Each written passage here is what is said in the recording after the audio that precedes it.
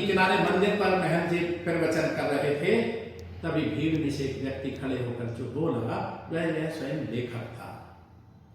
क्यों मजाक करते हो महंत जी? मानव श्रेष्ठ, वर्तमान में श्रेष्ठ मानव बचे ही कहाँ है? क्यों तुम ऐसा क्यों कहते हो भक्तजन? कहिए क्या पीड़ा है आपकी?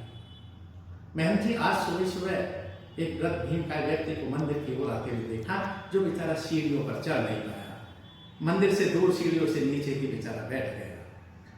जितने भक्तजन मंदिर में प्रसाद चढ़ाने आते, वह मंदिर के द्वार के निकट इर्द गिर्द बैठे हुए भिक्षुक को तो प्रसाद दे देते, लेकिन इस व्यक्ति तक पहुंचते पहुंचते उनका प्रसाद लगभग समाप्त हो जाता और उस बेचारे को कुछ मिल नहीं पाता।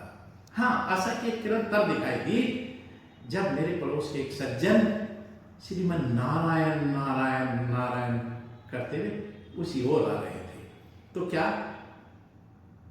उन सज्जन ने इस वृद्ध भीमकाय भिक्षुक को खाने को कुछ दिया? यह सब जानने के लिए सुनिएगा सूर्यकांत त्रिपाठी निराला जी की कविता दान पर आधारित मेरी यह रचना श्रेष्ठ मानव। नमस्कार साथियों, मैं हूं महिपाल सिंह और प्रस्तुत है श्रेष्ठ मानव। मैंने झुक नीचे को देखा तो झलकी आशा की रेखा। मैंने झुक नीचे को देखा तो झलकी आशा की रेखा। विप्र स्नान कर चढ़ा सलिल, शिव पर दुर्वादल तंडुल तिल। झोली लेकर आए ऊपर, संग चले तत्पर दबानर। संग चले तत्पर वानर, द्विजराम भक्त भक्ति की आस। जपते शिव को 12 मास, शिव राम भक्त भक्ति की आस। जपते शिव को 12 मास, कर रामायण का पारायण। जपते हैं श्रीमन नारायण, श्रीमन नारायण हरे नारायण, नारायण हरे नारायण। दुख पाते जब हो अनाथ, कहते कपियों को जोड़ हाथ। मेरे पड़ोस के वे सज्जन, करते नित्य दिन सरिता मज्जन। झोली से कुएं निकाल लिए, बढ़ते कपियों के हाथ दिए। देखा भी नहीं उधर फिर कर, जिधर पड़ा वो भिक्षु पितर। चिल्लाया किया दूर दानव, बोला मैं धन्य श्रेष्ठ मानव। बोला मैं धन्य श्रेष्ठ मानव।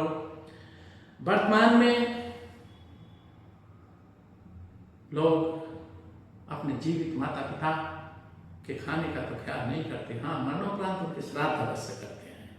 और यदि ये मानव श्रेष्ठ हैं तो महन जी, मैं अगले जन्म में मानव नहीं बनना चाहता। अच्छा, ये पीड़ा है आपकी। महन जी ने आगे कहा, यह दुर्बल वृद्ध भीमकाय व्यक्ति कोई भिक्षुक नहीं है, बल्कि अपने परिवारजनों द्वारा नजरअंदाज किया गया एक बुजुर्ग है। पिछले वर्ष इसकी पत्नी का देहांत हो गया और बेचारा अब अपनी बहू बेटा पोती पोतों के साथ वक्त गुजार रहा है। रात को जल्दी सो जाता है और सुबह को जल्दी जाग जाता है। और वर्तमान में यह परंपरा भी है। पहली पीढ़ी पक्षियों की तरह रात को जल्दी सोती है और सुबह को जल्दी जाग जाती है। बहू बेटा पोता पोती तो जाग भी नहीं पाती और इन बेचारों को तो भूख भी लग जाती है। तमाम देर तक रसोई की ओर टकटकी लगाए देखते हैं बेचारे।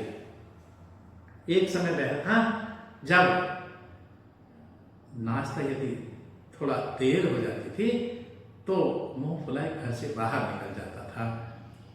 पत्नी के घंटों घंटों मनोहार करने पर रोटी खाता था।